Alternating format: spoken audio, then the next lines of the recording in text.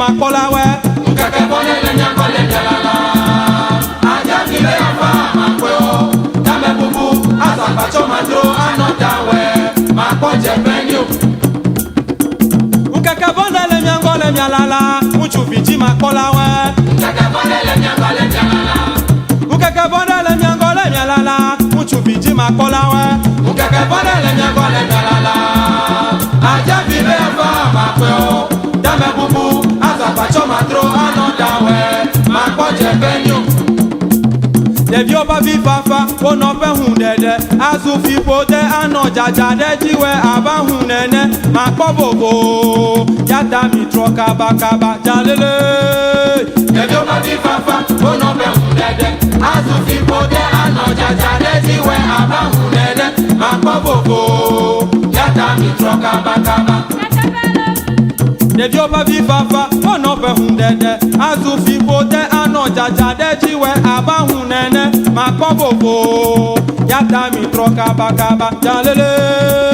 Devi oba vi fafa, ono pe hun dede. Azu fi pote ano jaja de jiwe aba hun nene. Makpo bobo, yata mi tro kaba kaba.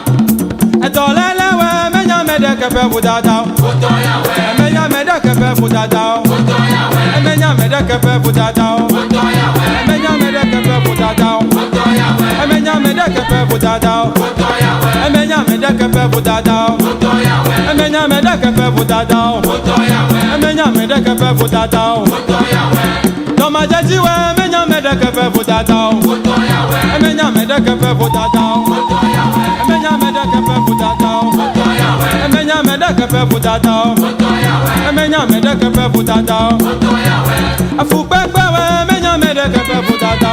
oto yawe, Menya mede kepe budada. oto yawe, Menya mede kepe budada. oto yawe, Menya mede kepe budada. oto yawe, Menya mede kepe budada. oto yawe, Menya mede kepe budada. oto yawe, Menya mede kepe budada. oto yawe, Etolelewe menya mede kepe budada. oto yawe, Menya mede kepe budada. oto yawe, Menya mede kepe budada. oto yawe, Etomajejiwe menya mede kepe budada. oto yawe, Menya mede kepe budada. oto yawe, Menya mede kepe budada. oto yawe, Menya mede kepe budada. oto yawe, Afukpepewe menya mede kepe budada. oto yawe, Menya mede kepe budada. oto yawe, Menya mede kepe budada. oto yawe, Menya mede kepe budada.